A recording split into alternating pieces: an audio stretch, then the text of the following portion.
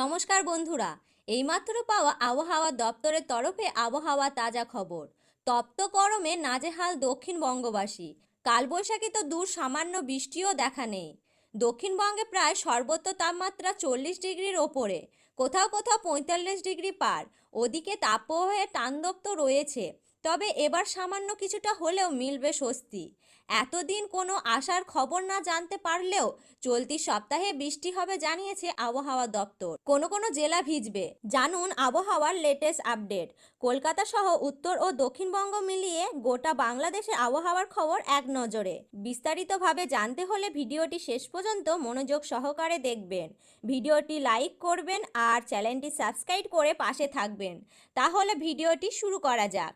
আবহাওয়া দপ্তর সূত্রের খবর, চলতি সপ্তাহে ভিজতে পারে দক্ষিণবঙ্গ, অর্থাৎ বৃষ্টির জন্য আর বেশি দিন অপেক্ষা করতে হবে না। হাওয়া অফিস জানিয়েছে সব ঠিক থাকলে এই সপ্তাহের শেষ থেকেই বৃষ্টি শুরু হতে পারে দক্ষিণবঙ্গে। আবহাওয়াবিদরা জানিয়েছে গাঙ্গীয় দক্ষিণবঙ্গে প্রচুর পরিমাণে জলীয় বাষ্প ঢুকবে। উত্তর গোলার্ধে তৈরি হওয়া অক্ষরেখা দক্ষিণ দিকে আসবে। এর প্রভাবে দক্ষিণবঙ্গে ভারী বৃষ্টির সম্ভাবনা। আজ থেকে আগামী 3 দিন বৃষ্টির সম্ভাবনা নেই দক্ষিণবঙ্গে। আজ দক্ষিণবঙ্গে 6টি জেলায় তীব্র তাপপ্রবাহের সতর্কতা থাকছে। লাল সতর্কতা জারি হয়েছে 2 মেদিনীপুর, 2 বর্ধমান, বাঁকুড়া, বীরভূম এই জেলাগুলিতে। তবে আগামী সপ্তাহ পর্যন্ত গরম আর বাড়বে না বলে জানিয়েছেন আবহাওয়া দপ্তর। বরং আর 2 থেকে 3 দিন পর তাপপ্রবাহের তীব্রতা কিছুটা কমতে পারে রাজ্যে।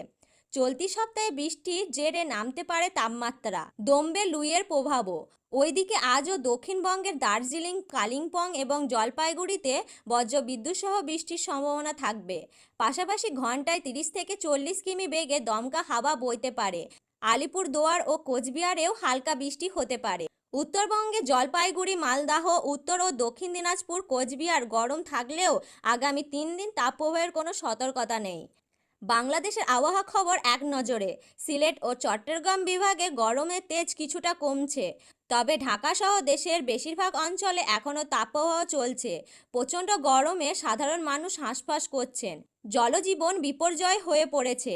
আবহাওয়ার অধিদপ্তর বলছে আজ ও আগামীকাল গরমে এই দাপটটা থাকতে পারে।